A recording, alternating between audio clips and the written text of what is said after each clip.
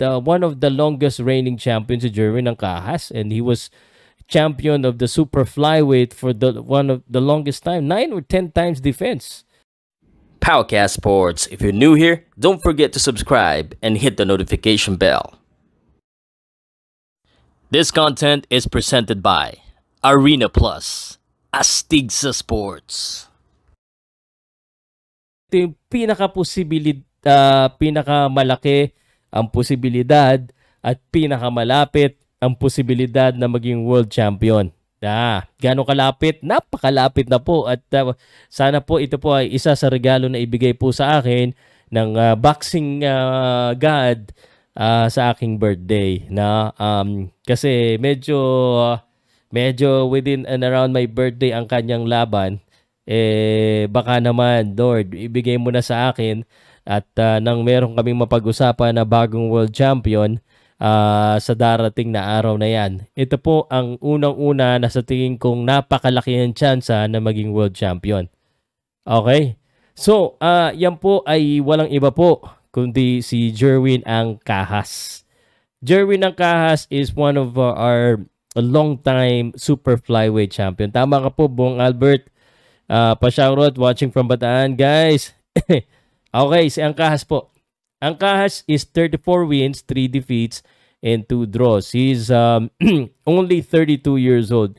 Ano po ito si Angcahas, I truly believe he's still in his prime. He's currently training right now. Ang laban niya po ay sa February 24.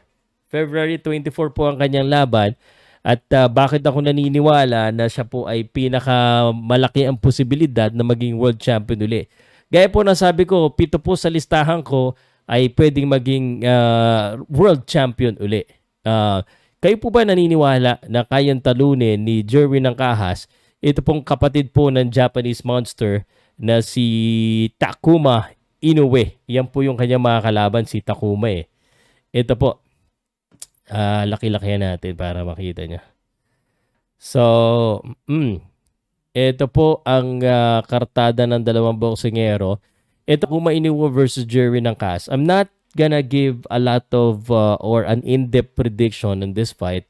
Meron tayong schedule po para sa isang in-depth prediction po ng laban na ito soon pag marapit na po yung laban, which is the week of February 24, Saturday po yung laban na yan.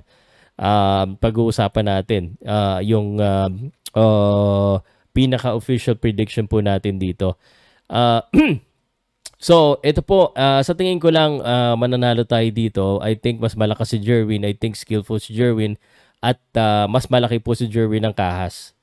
So, si Jerwin Angcahas po ang sa tingin kong pinakauna na pwede pong maging world champion ng ating bansa ngayong 2024. Sino po dito ang kumukontra sa akin? Ang kontra at sa tingin ay hindi magiging world champion si Jerwin Angcahas. Pero po ba? Kung hindi po kayo naniniwala sa akin, ay pwede naman po kayong wag manood, di ba? Pero welcome ka rin manood kung gusto mong matuto, ha? Gusto mong maging champion alis. Okay. Ayan, sabi pinakain pero 9 times to defend. Oh yeah, one of the longest reigning champions si Jerwin Angcahas, and he was champion of the super flyweight for one of the longest time, 9 or 10 times defense.